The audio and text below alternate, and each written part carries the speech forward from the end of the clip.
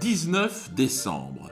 Farfelin et le dernier piège. Petit Poney avançait dans la forêt recouverte de neige, profitant de la tranquillité de cette journée d'hiver. Mais soudain, alors qu'il approchait d'une clairière, une silhouette bien connue se profila devant lui. Farfelin, le lutin farceur, caché derrière un arbre. Farfelin souriait malicieusement, visiblement prêt à jouer un nouveau tour. « Ah, Petit Poney, quelle chance de te revoir !» s'exclama Farfelin en sortant de sa cachette. Petit Poney s'arrêta, méfiant. « Que veux-tu cette fois, Farfelin ?» demanda-t-il prudemment. « Rien de méchant !» répond Farfelin avec un sourire en coin. « Vois-tu cette belle clairière devant toi ? Eh bien, il y a un piège sous la neige. Mais tu peux l'éviter. Passe simplement par un autre chemin. Et personne ne saura que tu es passé par là. » Petit Poney fronça les sourcils. Il s'avança doucement, scrutant le sol. Sous la couche de neige, il repéra des branches dissimulées, prêtes à se refermer sur quiconque marcherait dessus. « Et si quelqu'un d'autre passait après moi ?» demanda Petit Poney. « Ce piège pourrait faire du mal à quelqu'un. » Farfelin haussa les épaules. « Et alors ? Ça n'est pas ton problème, non ? Tu peux simplement l'éviter et continuer ton chemin sans t'inquiéter. » Petit Poney se redressa. « Non, Farfelin, ce n'est pas juste de laisser un piège en place alors que je sais qu'il est là. Si je peux l'éviter, je peux aussi le désamorcer pour protéger ceux qui viendront après moi. C'est ça la justice. » Le sourire de Farfelin disparut légèrement. « Tu veux vraiment perdre ton temps à désamorcer ce piège ? Cela va te ralentir. Tu es si proche de la fin de ton voyage. » Petit Poney hocha la tête. « Je préfère perdre du temps et faire ce qui est juste plutôt que de laisser quelqu'un se blesser. » Avec détermination, Petit Poney s'approcha du piège.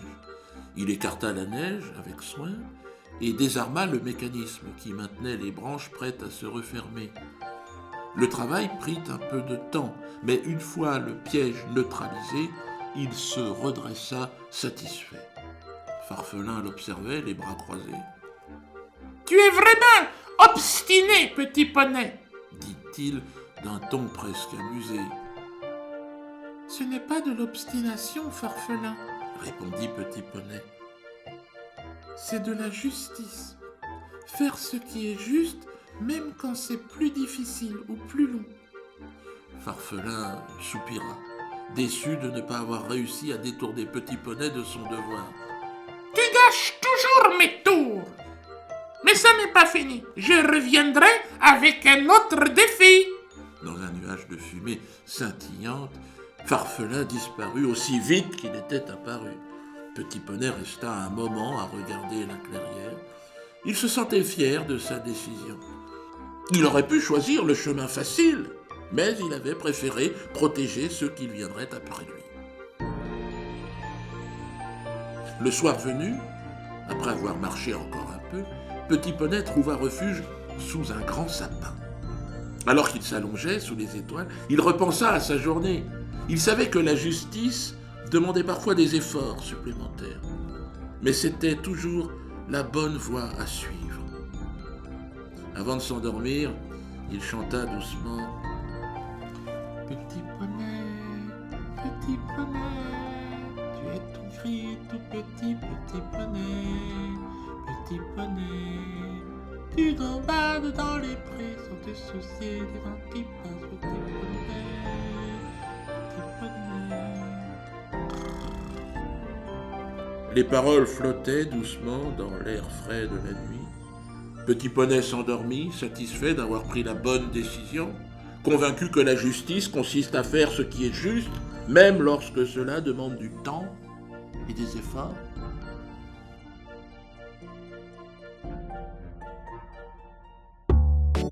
Petit poney, tu es tout gris et tout petit poney. Petit poney, petit poney, petit poney, tu es tout gris et tout petit poney. Petit poney, tu gambades dans les prés sans te soucier du temps qui passe. Petit poney, petit poney.